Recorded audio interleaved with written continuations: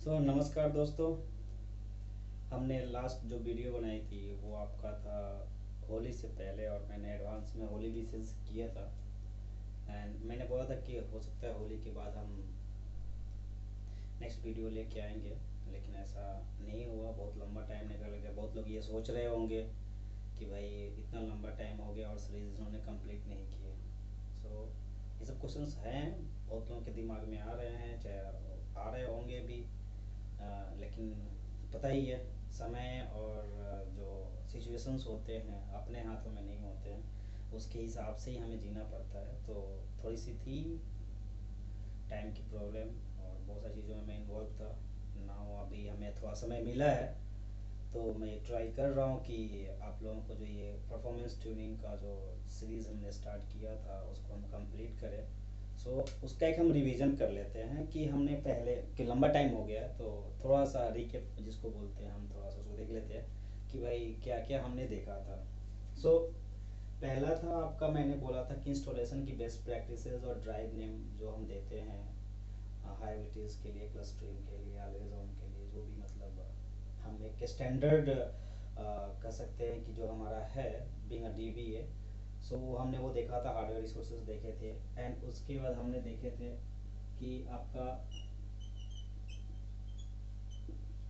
Server side जो configuration होती है, बाय डिफ़ॉल्ट जो सिस्टम रन होती है आफ्टर सम डेटा ऐड होने के बाद, ये रिसोर्सेज यूज़र्स बढ़ने के बाद रिसोर्सेज जो हाई कंज्यूम होने लगती हैं, कभी सीपीयू यूटिलाइजेशन हाई हो जाता है, out of memory server run होने लगती है। तो ये सब चीज़ें अवॉइड करने के लिए हमने सर्वर लेवल कॉन्फ़िगरेशन की बात की थी।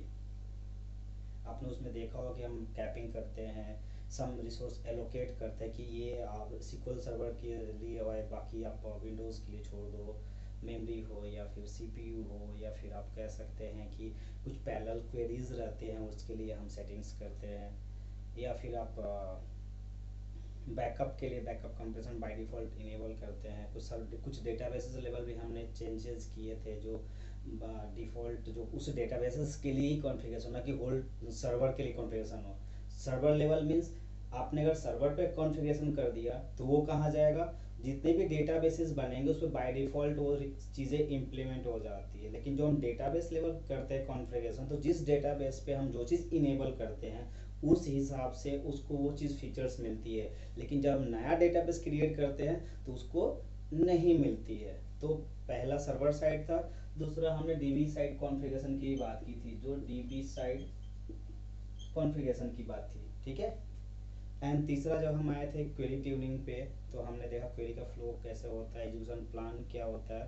तो हमने एग्जीक्यूशन प्लान के लिए थोड़ी सी डिस्कशन की थी। उसमें हमारा जो एजुकेशन ऑपरेटर्स है, क्वेरी एजुकेशन ऑपरेटर्स, उसकी हमने बातें नहीं की थी, क्योंकि भाई नेस्टेड लूप है, या फिर टेबल स्कैन है, इंडेक्स स्कैन है, सीक है, या फिर बहुत सारे ऐसे फिल्टर है, रीड लुकअप है। तो इन सब चीज़ों का अवॉइड करने के लिए हम आगे देखेंगे कि कैसे हम इसके लिए क्या सेटिंग्स करते हैं, कहाँ पे इंडेक्स बनानी है, कहाँ पे इंक्लूडेड बनानी है, ठीक है, कहाँ पे इंडेक्स यूज़ नहीं हो रहा था हमें फोर्स कैसे करना है। ये सब चीज़ें क्वेश्चंस इंटरव्यूज में आती है कि how to force index to query to use index, valid index. कभी कभी क्या होता है कि टेबल स्कैन और इंडेक्स स्कैन पे चला जाता है, इंडेक्स होने के बावजूद भी वो यूज़ नहीं कर पाता है, आईओज बढ़ जाती है, कॉस्टिक्स बढ़ जाती है, प्रेडिकेट्स क्या होते हैं। ये सब चीज़ें हम देखेंगे एक बाय वन बाय वन, क्योंकि क्या है ना, बाय डिफ़ॉल्ट कुछ 10-12 हैं जो रेगुलर फ्रिक्वेंटली आपको मिलते हैं, लेकिन अभी लेटेस्ट वर्जन के हिसाब से अबाउट 70 हैं। तो हम पूरे 70 को तो नहीं देखेंगे, लेकिन जो फ्रीक्वेंट आती है 10-12 या 15 जो भी हैं, उनको हम लिस्ट आउट कर लेंगे।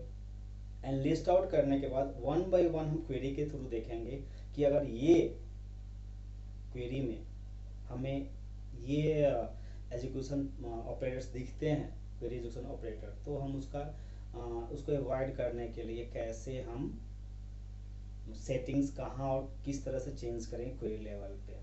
या फिर ज्वाइंस है, तो ज्वाइन को कैसे लिखना है, या फिर कॉलम्स को मैच कैसे कराना है। तो ये सब चीज़ें हम आगे क्वेरी लेवल पे देखेंगे, जो एक बहुत बढ़िया और इम्पोर्टेंट का पार्ट है। लेकिन ये एक क्लास में ख़त्म नहीं होगा, आई थिंक हमें 2 या 3 में डिवाइड करना पड़ेगा, क्योंकि फर्स्ट डे 4 लेंगे, फिर सेकेंड डे 4 लेंगे। इस तरह से 3 या 4 क्लास हमें क्वेरी एग्जीक्यूशन ऑपरेटर्स में देने पड़ेंगे।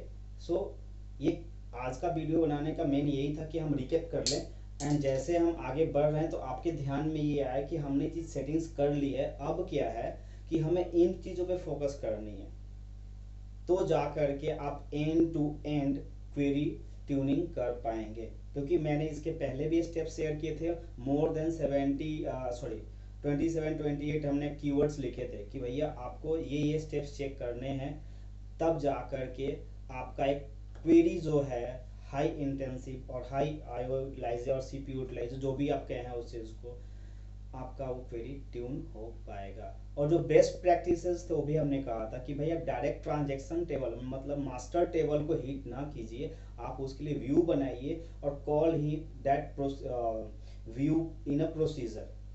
मीन्स क्या होता है, ये बेस्ट प्रैक्टिसेस ये, क्योंकि आप बार बार कंपाइल कराएंगे तो कंपाइलेशन टाइम जो होता है बढ़ जाता है, इसलिए आपको टाइम भी, एजुकेशन टाइम भी बढ़ जाता है, एस्टिमेटेड टाइम भी बढ़ जाता है।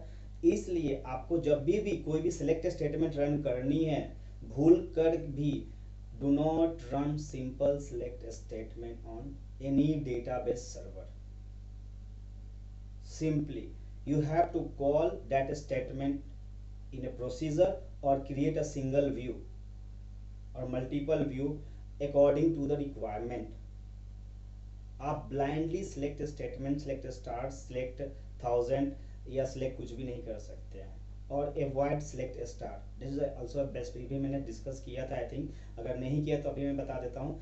Do not use select start from any database object in any RDBMS। तो जा करके आपकी जो रिसोर्सेज होंगी थोड़ी सी कम यूटिलाइज होंगी और आपका सर्वर अच्छा परफॉर्म करेगा। एडहॉक क्वेरीज भी आती है, एडहॉक क्वेरी कोई भी ऐसे ही रन कर देता है, किसी ने 50 ज्वाइन लिख दिया है, 10 टेबल्स कॉल करा दिए हैं और ऐसे रन कर रहे हैं, फंक्शंस है उसके अंदर बहुत सारी चीज़ें लिख दी हैं।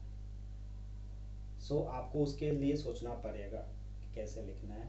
और टेम्परेरी टेबल्स, सीटी जो लिखा था, कॉमन टेबल एक्सप्रेशन भी हमने बताए थे, वेरिएबल टेबल्स होते हैं, तीनों आपको डिफरेंस पता होना चाहिए।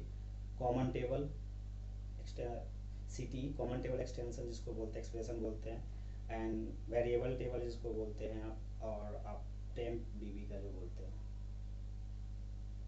सो ये सब चीज़ें रिमाइंड करने के लिए क्लास हमने लिया आज का, एंड हमें आशा है कि आपको बहुत सी चीज़ें हमने इसी क्लास में कवर कर दी है। कुछ कीवर्ड्स मैंने बोले हैं, अगर इन कीवर्ड को भी आप ध्यान में रखते हैं, इसके हिसाब से प्रैक्टिस करते हैं टेस्ट सर्वर पे, क्यूए सर्वर पे, तो होपफुली डे बाय डे आपका जो क्वेरी ट्यूनिंग का पार्ट है वो इंक्रीज हो जाएगा। आपको लगेगा कि आपने कुछ सीखा है और आप क्वेरी ट्यूनिंग करने में सक्षम हैं।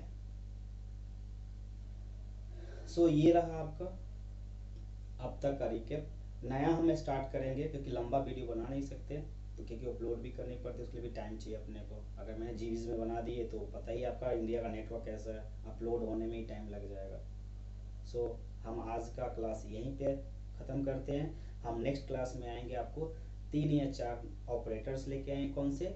क्वेरी एग्जीक्यूशन ऑपरेटर्स, जो आपको उसका लर्निंग्स करने हैं एंड प्रैक्टिस करने हैं डे बाय डे, कि भाई अगर ये चीज़ें आती है, खुद से स्टेटमेंट लिख, मैं दिखा दूंगा कैसे भी प्रैक्टिकल में भी, कैसे आप ये स्टेटमेंट लिखेंगे तो आपको क्या होने वाला है। जैसे आपने नॉर्मल एक टेबल बना दिया, let's an example first, and आपने सिलेक्ट स्टेटमेंट मार दी, तो आपको लुकअप रीड लुकअप तो आना ही आना है, ठीक है।